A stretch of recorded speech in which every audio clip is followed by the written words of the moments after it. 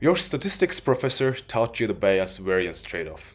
More parameters mean more variance means worse generalization. It's clean, it's provable, and for under-parameterized models, it's true. But something breaks at the interpolation threshold, the point where your model has exactly enough capacity to fit the training data perfectly. Classical theory says you're done. The model has overfit, except it hasn't. In 2019, Belkin et al. Showed that if you keep scaling past interpolation into the overparameterized regime, test error fails again, a second descent. This curve has two valleys separated by a peak right at the interpolation threshold. This isn't a quirk of one architecture. Nakiran et al. Reproduced it across neural networks, random forests, and linear models with random Fourier features. The phenomenon is robust. Why does it happen? Three partial explanations, none of them are complete. First, benign overfitting.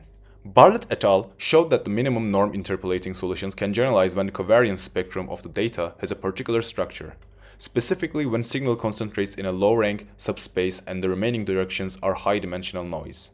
The interpolator fits the noise, but across so many directions that the noise contributions average to near zero at the test time. The key quantity is the ratio of the effective rank of the noise subspace to the sample size.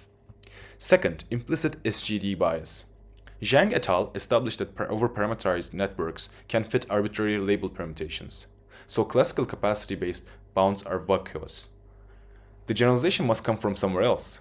Neishauer and others showed gradient descent on overparameterized linear models converges to the minimum L2 norm interpolator. This is an inductive bias towards simpler solutions baked into the optimizer, not the model class. Third, loss landscape geometry.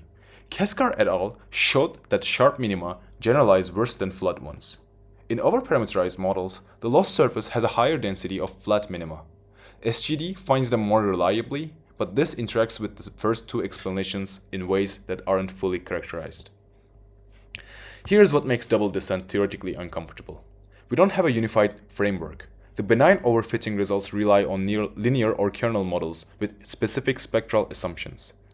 The implicit bias results assume gradient descent, not SGD with noise. The landscape results are largely empirical.